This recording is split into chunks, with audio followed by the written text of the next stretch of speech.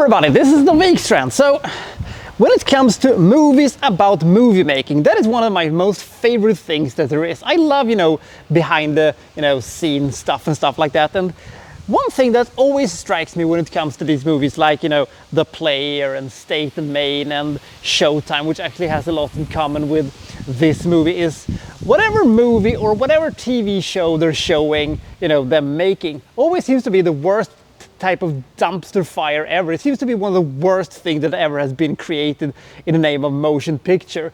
One of the few exceptions is that Face Punch seems like a better movie than the Twilight movie that it was in. I can't remember which one it was, but that is one of the rare exceptions. And of course, Tropic Thunder actually seemed like a pretty okay movie, at least the idea of it. But this movie, The Hard Way, that we're going to take a look at today, is no exception when it comes to, how bad, the movie Smoking Gun 2 is. By the way, I don't think that movie for a second would have gotten an R rating.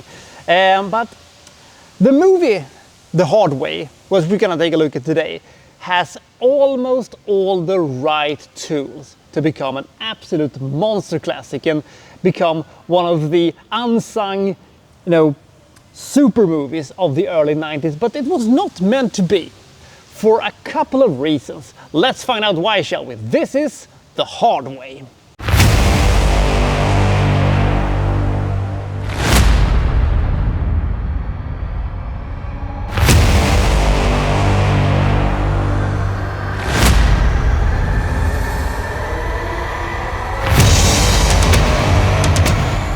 So this tough as nails cop, played by James Woods, he has one desire and only one desire, and that is to capture the Party Crasher. The Party Crasher, played by Stephen Lang. By the way, a fantastic villain. We get to him in a second. Why didn't Stephen Lang get all the villain roles in the 90s? We had to wait all the way to 2009 and Avatar to, have him as the villain.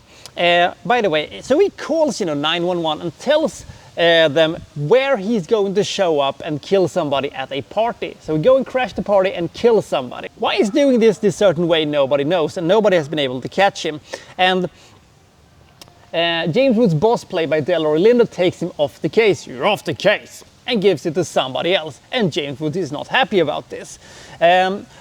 In Hollywood, we have Nick Lang, played by Michael J. Fox, who is this spoiled and pampered Hollywood star who are making these light-hearted but for some reason kind of violent action movies. Smoking Gun 2 trailer kind of proves it. And he's feeling that he's not being taken seriously. Nobody takes me seriously as, a tough guy. Nobody would take me seriously, if I would play a cop or something like that. And he sees James Woods on TV and he says, that's the guy I want to play. I want to, work with him. I want to study him, and I'm going to copy the way that he, is a cop, and I will become the best cop on TV ever. So he kind of shows up at the doorstep of the police station, and Delroy Lindo is of course fanboying all over Nick Lang and forces James Woods to babysit this pampered Hollywood star. They are not liking each other at all. Especially Woods is not liking Michael J. Fox any bit whatsoever, and they're going to be at each other's throats, and they're going to be bickering a lot with each other as Woods is trying to explain to him that this is not like on TV and in the movies. We don't eat donuts and we don't have big shootouts, and there's a lot of paperwork involved, blah blah blah. Anyway, so are they going to learn something from each other? Will they be able to catch the Party Crasher? There are some girlfriend problems here. Maybe, that will fix itself also. And will they become friends? We shall see. The first thing we need to talk about in this movie is, of course, James Woods. He's a fucking genius in this movie. He is so funny because he's not trying to be funny. He is trying to be the most serious, the most hard, the most relentless cop you've ever seen. And that is funny because he's not trying to be funny. Michael J. Fox I've never been a huge fan of his. Sure, the Back to the Future movies are good, and he can be, quite a charming guy, and Spin City was a fun show, and he has some pretty good timing when it comes to his comedies, but I've never been a huge fan of his as a comedian. I think this is the greatest performance he has ever done.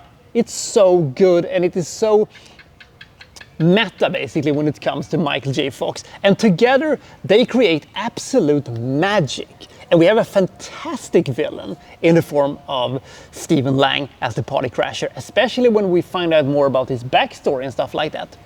So why is this not a fantastic movie? Well, for some reason they decided that they have just too much good chemistry, and the comedic situations they, create with each other is simply too good. We have to split them up. So for some bizarre reason, they are, drifting apart as this movie goes on, and they're funny individually, but when they're working together, it's magic. So that is a pretty big problem.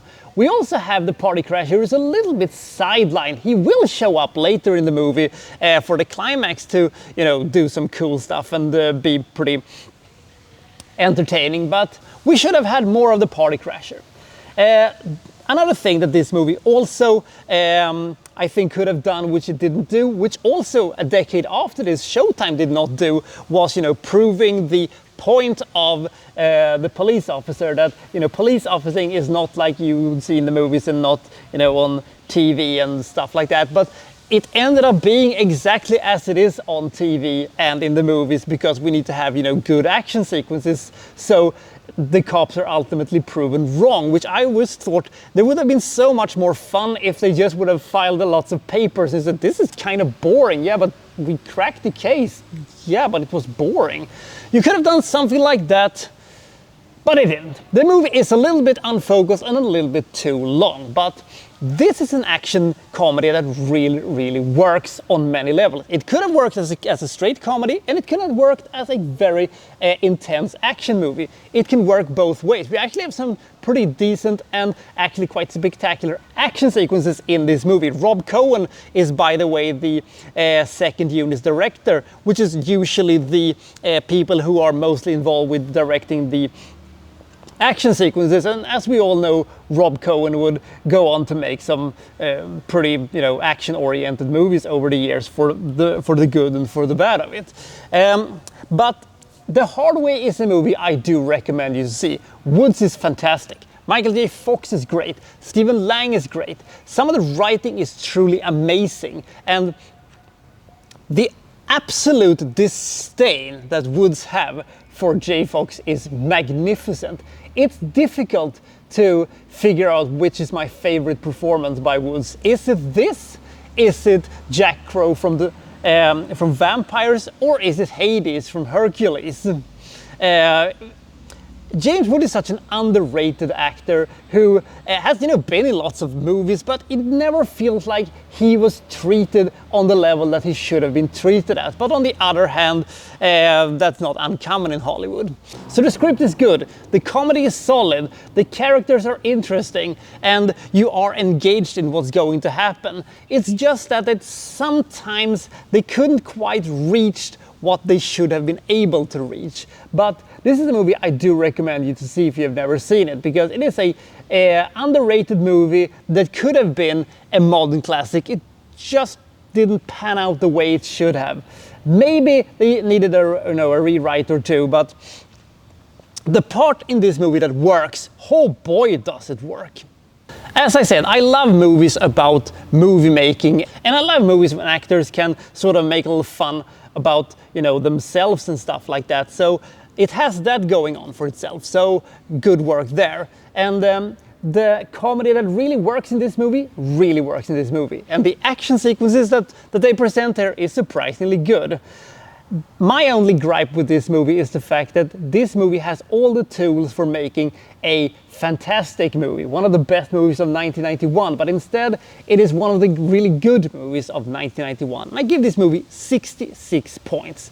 If you've never seen this movie, I do recommend it because it is an entertaining movie. And as I said, Woods is great, Fox is great, Lang is great. By the way, I love the fact that they have to pretend that this is not the actual Nick Lang, but somebody who looks like Nick Lang, but is a little bit shorter. That's a small little fun detail that I thought was kind of clever, but they don't use that to the full extent either. But The Hard Way is a really, really good movie that could have been a magnificent movie.